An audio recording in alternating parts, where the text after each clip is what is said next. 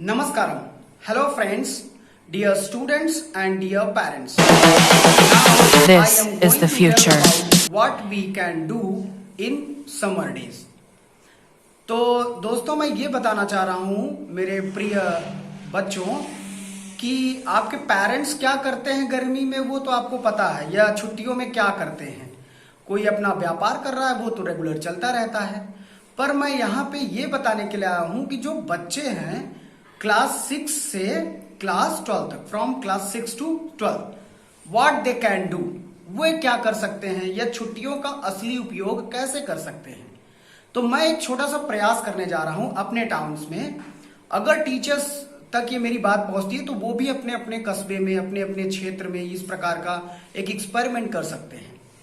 तो गर्मियों की छुट्टियों में क्या होता है कि बच्चे उसका इस्तेमाल नहीं कर पाते। देखिए 10 दिन बच्चों को लगता है कि पहले की स्कूल बहुत बोरिंग होते हैं, स्कूल में पढ़ाई ही पढ़ाई की जाती है, तो वो पूरी तरह से निकलना चाहते हैं। लेकिन छुट्टी के जैसे ही 10 दिन कंप्लीट होते हैं वो they felt very boring.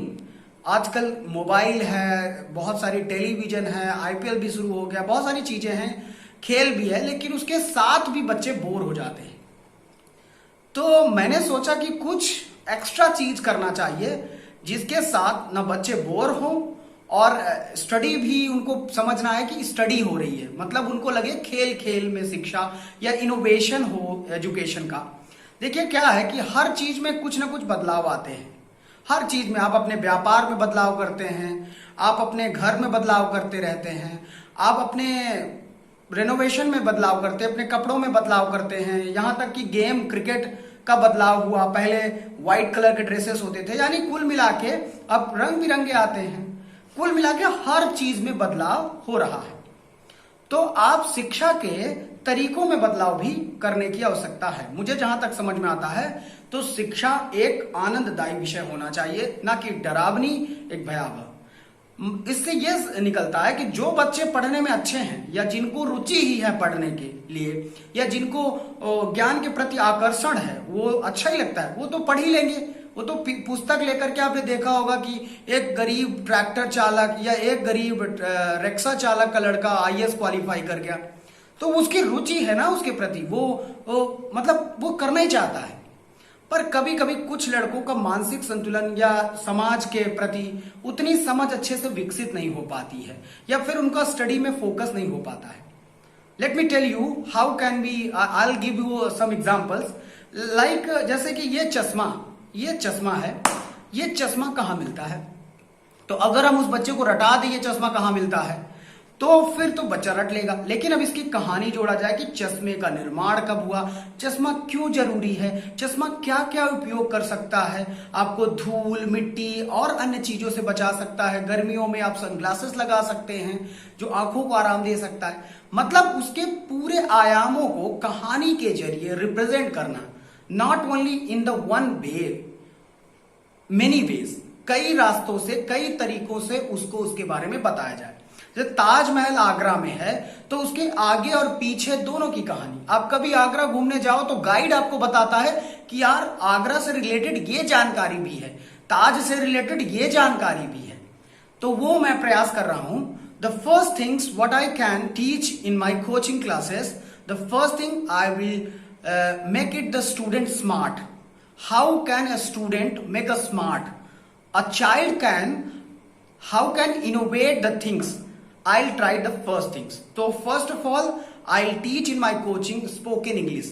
That could be a speak a fluently English. I'll try harder and harder. And it makes sure if you are trying, yeah, student will try to speak in English language, definitely he can speak in English language. तो first things जो मैं अपने coaching में पढ़ाऊंगा वो है English की class, यानी इंग्लिश बोलने का तरीका। और जब बच्चे ज्यादातर बात करते हैं, देखिए अंग्रेजी भाषा है, it just a knowledge to how can be elaborate. जैसे आप हिंदी में कोई चीज एलेबरेट करते हैं कि this box is belonging from the plastic it made from that India, it has consist of lot of things, whatever it, if we have a knowledge then we can elaborate the things. That means अगर हमारे पास बोलने के लिए ज्ञान है तभी तो हम उसको हिंदी या अंग्रेजी या किसी और भाषा में व्यक्त कर सकते हैं। लेकिन हमारे पास अगर ज्ञान नहीं है तो आपको कोई भी भाषा हो, no matter how can you explain that, तो it is necessary to explain those things, you have to a knowledge. तो मैं उसके बाद स्पोकन इंग्लिश के साथ साथ ग्रामर तो पढ़ाऊंगा ही आपको, साथ में आपको और सारी चीजों के बारे में इनोवेशन, जैसे यूक्रेन देश से हमारे देश का क्या रिलेशनशिप है, वहां का क्या कल्चर है, not only the Ukraine, the all over the world, the maximum Indians they didn't they do not go to the foreign countries, क्योंकि वो जाते ही नहीं है।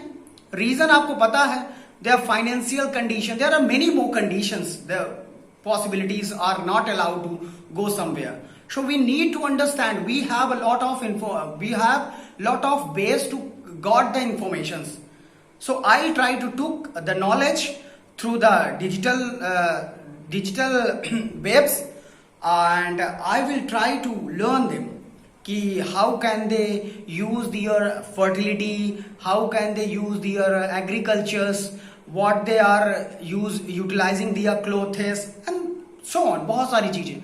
तो मैं देश के बारे में, अलग अलग देशों के उनकी संस्कृति के बारे में जानकारी करूंगा। उससे क्या होता है कि बच्चों के अंदर इनोवेशन आता है। जब दूसरे देशों को देखेंगे कि वो डेवलप्ड कंट्री कैसे हैं, क्या फैक्टर हमारे देश में होना चाहिए जिससे कोई कंट्री डेवलप्ड हो जाती है। बहुत जरूरी है कि बहुत बच्चों को सिर्फ रटवा दिया जाता है कि developing country and developed country क्या होता है, वो पूरी जिंदगी उसका मतलब ही नहीं निकाल पाते। यानी हमें किस प्रकार का रिफॉर्म करना चाहिए जिससे हमारा देश भी उस रास्ते में अच्छा हो जाए। हमारे यहाँ बेहतरीन टैलेंटेड लड़के हैं, बेहतरीन दिमाग वाले लड़के हैं। मैंने देखा है, मैं तो करीब 8 साल से शिक्षा के क्षेत्र में हूँ, टीचिंग कर रहा हूँ, और I have taught that wonderful and brilliant students, they have a brilliant mind.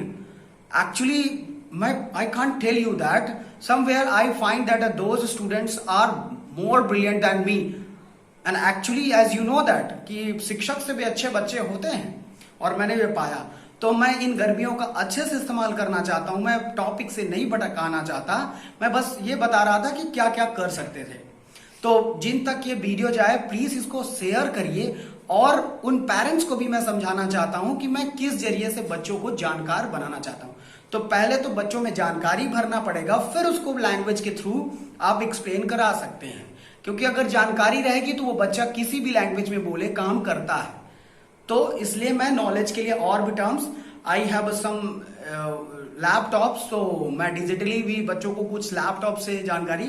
तो this class will start from 1 अप्रैल, और ये 6 to 12 के स्टूडेंट्स मुझे ज्वाइन कर सकते हैं जिनको अंग्रेजी सीखने में दिलचस्पी है और साथ में कुछ और नया सीखना है खेल खेल में। ये क्लासेस 2 घंटे की रहेंगी, टाइम हम डिसाइड कर लेंगे, और मेरे कोचिंग में केवल 25 बच्चों को ही जगह मिलने वाली है।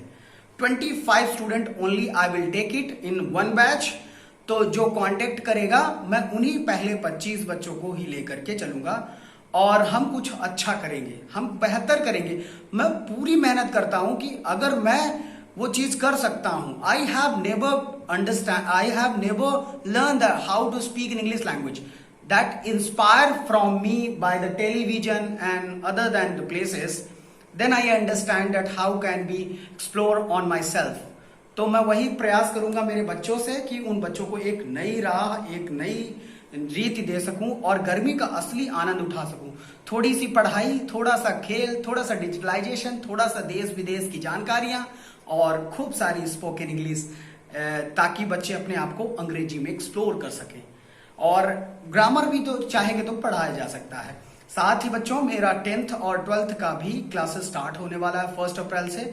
तो दो student who wanted to participate in this sessions get contact us. My number is 8962925494, and अपनी तो पाठशाला आप शेयर करिए, और इसके थ्रू भी आप मुझे कांटेक्ट कर सकते हैं। मेरा फेसबुक है रत्नाकर द्विवेदी के नाम से, और इंस्टाग्राम भी रत्नाकर द्विवेदी के नाम से मैं चलाता हूं। तो आप जब चाहे हमें कांटेक्ट कर सकते हैं, पर seat is not more than 25 students, so contact us fast. और आप सभी को बहुत सारी शुभकामनाएं, और हम लोग चाहते हैं कि कुछ अच्छा करें, कुछ बेहतर करें। मैं हमेशा प्रयास करता हूं कुछ अच्छा करने का, और let's make it happens. And thank you so much. जय हिंद, नमस्कारम मेरे प्रिय बच्चों एवं parents. Thank you so much. जय हिंद।